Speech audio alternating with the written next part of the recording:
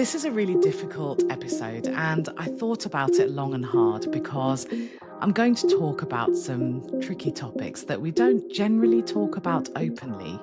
They're usually conversations that take place behind closed doors. Sometimes they aren't even conversations. Instead, we just kind of suffer in silence. So I've decided just to be brave and share some honest reflections of how I've navigated some tough situations in the hope that if any of them resonate with you, they may spark an idea of how you want to navigate them. Now, if it's your first time here, welcome. I'm Samantha, and this is a different style of episode to what I normally do. And if you're ready to get honest and hear some things that, I don't know, maybe a bit uncomfortable at times, then keep listening. So, I want to start by sharing some experiences relating to unkindness. Now, that's quite a broad word. A lot can go under that umbrella.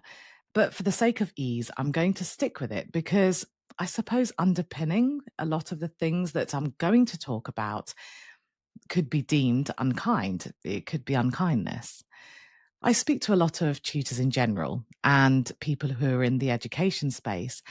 And something that people have been talking about recently is how it feels like there is an undercurrent of negativity within the community. Some people have called it toxicity, and it's really triggering for them because they have come from a toxic workplace, let's say, and they didn't expect to be in that kind of situation again. Now, I recently removed myself from a situation that was attracting toxicity.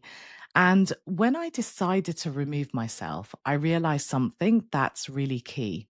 And that is, we get to choose. Sometimes when you're in a community or if it feels like if we're friends with people, it feels like you kind of can't get out, or it feels like that feeling or that energy is the norm. But I suppose there are two things that I find very liberating. The first is what I mentioned, that we get to choose which situations we're in. But also, it really helps me remember that what I'm focusing on is a real microcosm. So, my feelings in a situation are real, but in the grand scheme of things and everything else in my life, in my business, and just generally around me, it's actually often really small, the thing that's consuming me.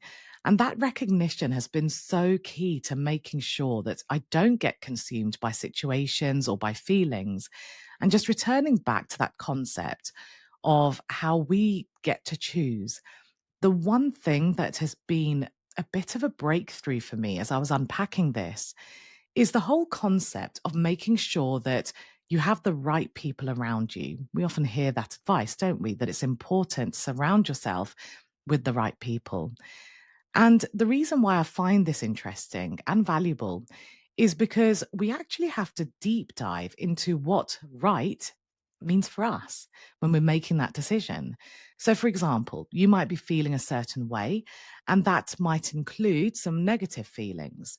Having negative feelings is normal, it's fine, it's what makes us human, but they get unhealthy when they magnify and when they consume us. And when we're feeling like this, when we're feeling a bit consumed, sometimes we find comfort in being around people who also feel the same way. And that genuinely can be a comfort. But I think it's also nuanced and it's worth thinking about. Because if you're around people who feel the same way as you, let's say it's a negative way at the moment, and if you're staying in that place, then it can actually result in those negative feelings amplifying. And instead of progressing through them, instead of looking forwards, you can often feel quite stuck without realizing it because you think you're surrounding yourself with the right people because you're all resonating with each other and you're agreeing with each other. So it feels right and it feels comforting. And when I really thought about it, I thought about how I've been in that situation a number of times, and so things really shifted for me when I reframed what right means to me. When I think about the right people, who are the people that I need to be around to stay healthy? And I realized that whether we're talking about friends, whether we're talking about colleagues, or even family, the healthiest thing for me is to be around people who can either resonate with how I might be feeling or they can at least empathize. However, and here's the important bit, they are always front facing. So they're not the kind of people who stay in that situation and they just want to talk about that. And they don't want to add fuel to the fire. They give it the time it deserves, so I can still talk to them about things, but they also talk about other things and they're looking forwards instead of backwards. And that realization has had a huge positive impact on me because now the conversations around me aren't dominated with this negative thing I might be feeling, for instance. There is the space to explore it. There is also space to feel inspired, to have interesting conversations, to experience different things together, and so on. It's not all about that one thing that's that kind of microcosm consuming all of us. So if you're feeling a bit negative, and it could be for any reason, remember that you get to choose which environment you're in, you get to choose which situations you're involved in, and you get to choose who you surround yourself with. It doesn't mean cutting off anyone who doesn't fit that criteria. It's just managing relationships. So you're managing those relationships so that perhaps, let's say you're really close to someone, it could be, and I know people who do this, there are certain topics that are simply off limits. Or maybe you don't necessarily to speak to people who you feel aren't good for your mindset quite so often or in certain situations, but you still keep in touch. You still have a great time with them and great conversations about other things. So it doesn't have to be all or nothing, but it does have to be conscious and it has to be intentional because it's too easy, especially when you're a business owner and you feel lonely and you want to find your tribe. In those situations, it's too easy to get caught up because that's what you're craving. Now, unkindness can often apply to things like client relationships. I remember being in a situation, it was a few years ago, and fortunately, I haven't been in one like this since, where someone had a discovery call with me. And in this call, they were bad mouthing all the other coaches they had worked with, which, I mean, it's a red flag. But at the time, I, for some reason, didn't recognize it. Anyway, they decided to work with me after a lot of due diligence, I must add. You know, they had multiple calls with me. The call went on for about 40 minutes. Anyway, quite soon after, they very rudely stopped working with me and they asked for a refund, even though there were no grounds for that refund.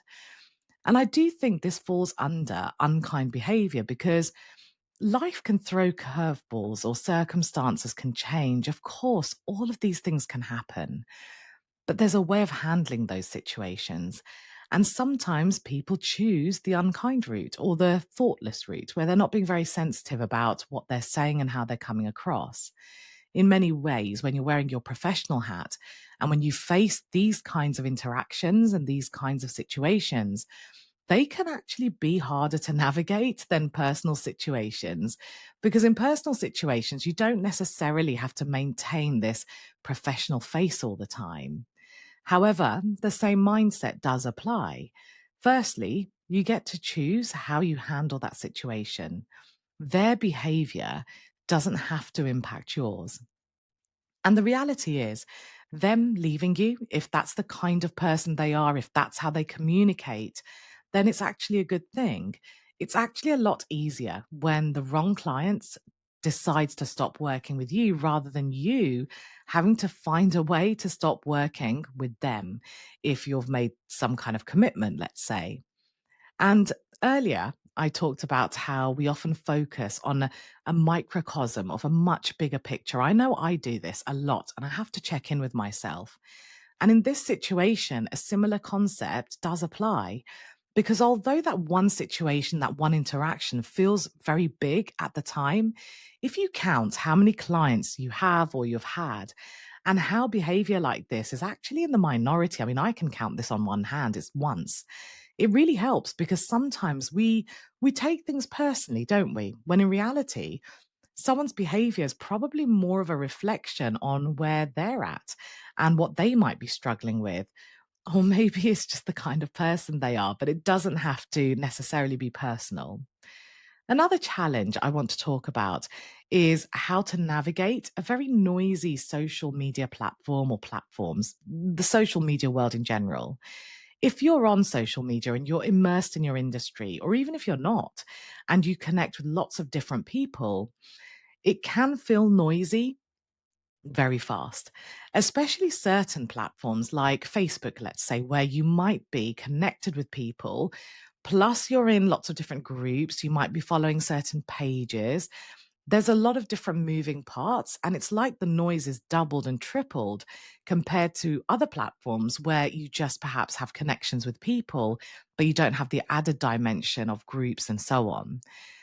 I think there is such a huge fear of missing out that can sometimes keep us in communities or stay connected to people that perhaps aren't good for us, or where they add to the noise and we feel overwhelmed when we don't really need it. Maybe we don't need that connection or that community at that particular time. So, something I do is, well, I rarely block people or disconnect from them. But most platforms give you an option to mute connections or to mute groups, for instance, that you might be a part of. So let's say if you didn't want to leave a Facebook group, just using that as an example, let's say you just wanted to have an option of choosing when you see it. So it's more intentional. You could mute it and then you could choose to go in there and see what's been happening every now and again. It's your choice. The point is, if you're on social media because you want connections, or at least that's where you make your sales, that's where you get your visibility, if you feel like you need to be on there, it would be such a shame to be put off because it feels noisy and because it feels overwhelming when there are tools that we can use to control that noise a little bit. Also, and I've talked about this before, I always make sure that my news feed is always really varied so that when I open that app, it doesn't feel quite so overwhelming. So, although I have personal profiles on various platforms, to be honest, I rarely use them because I'm on social media so much for my business that I'm a bit social mediaed out. So, my personal profiles are actually a bit stagnant. I don't really use them. I don't have the energy or the headspace to look at them very regularly. So instead, since I'm on my business profile so much, I make sure that even on there, my feed is diverse. And I do this on every single platform so that my business profile becomes the primary one that I'm using. It's the one that I open the most. But when I'm on it, it doesn't feel too intense.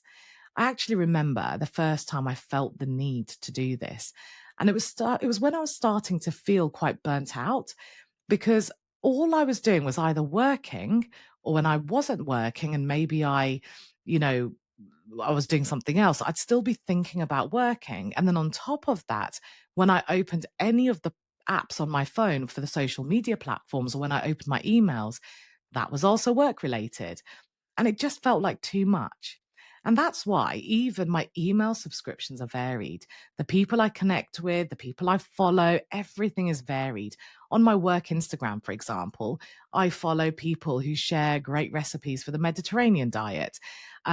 Platforms like YouTube, TikTok, everywhere. I have such a variety of content that shows up for me. And that helps me stay really present without feeling overwhelmed or burnt out or tired.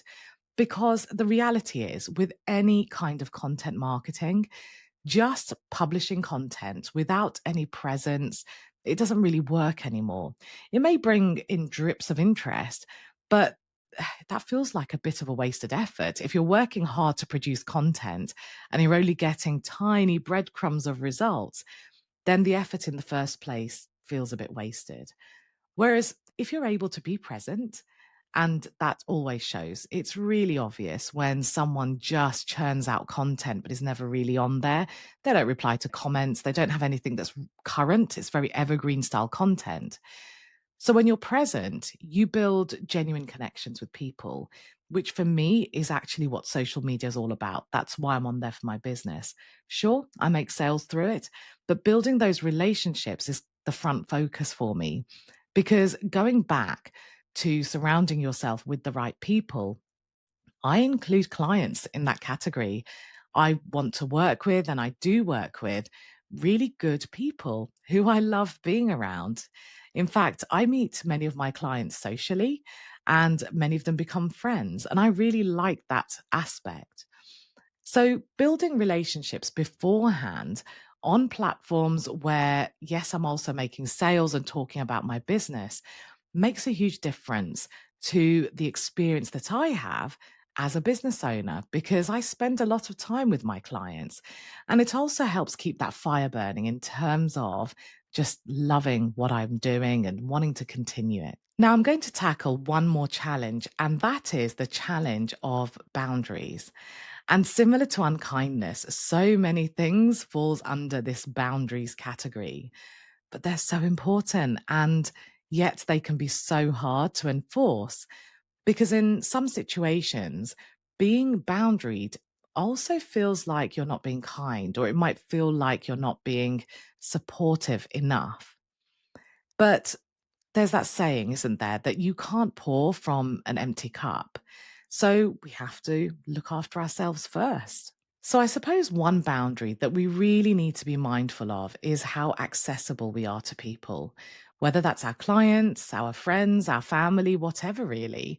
We definitely need to have those boundaries to manage other people's expectations of us. When you're working with clients, especially in our industry where it's driven by heart and a true desire to help people, you want to be there for everyone, even if it means coloring outside of the lines sometimes. But that can quickly spiral. So let's say you have a client who's in a really tough spot. You can really empathize with them.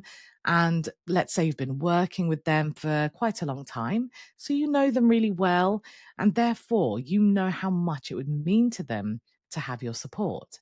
Now, that person may need to have a chat with you. And let's say that you generally only reserve 20-minute slots for these kinds of conversations.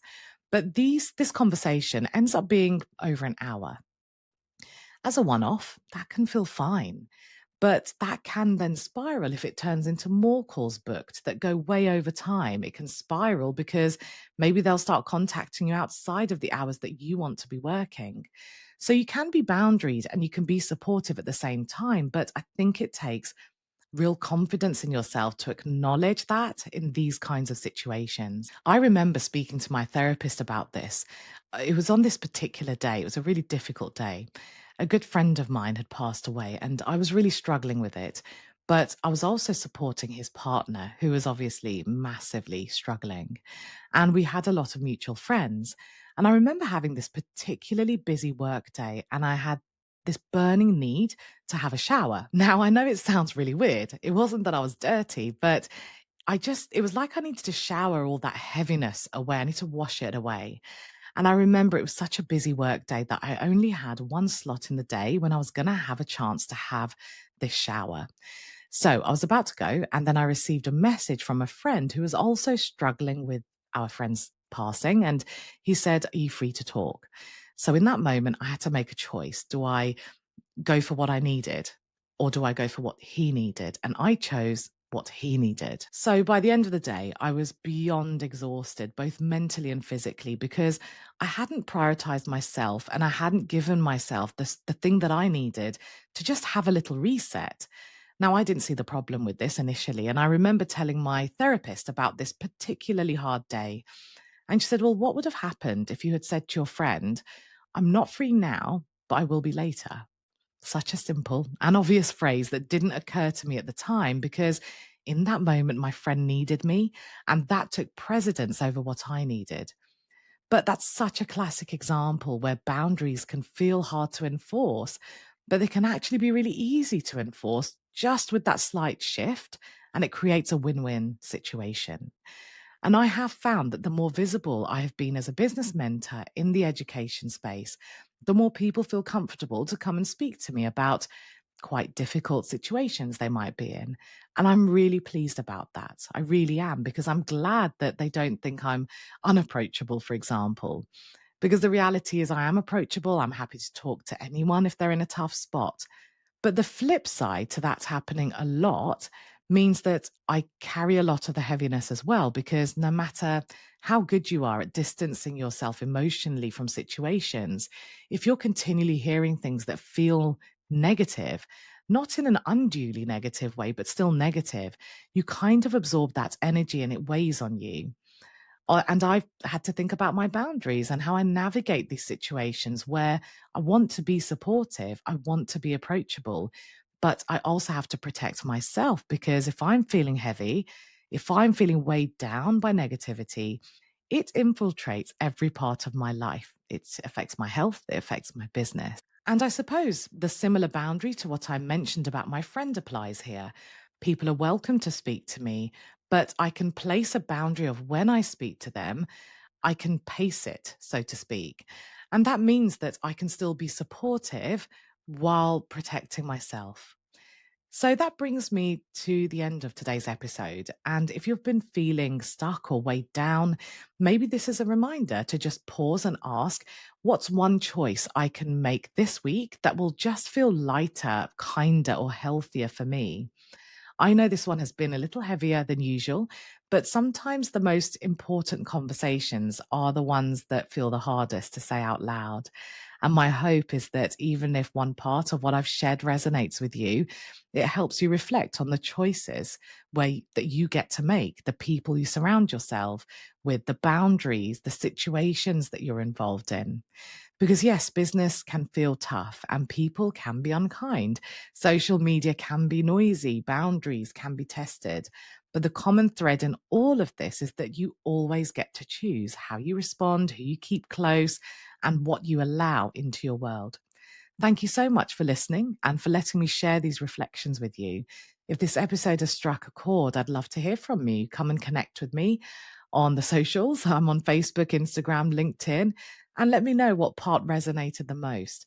And of course, if you'd like more support and if you'd like a community with the right kind of people, then I've got the Tutors Mastermind, which is always open, and you can find the link in the show notes.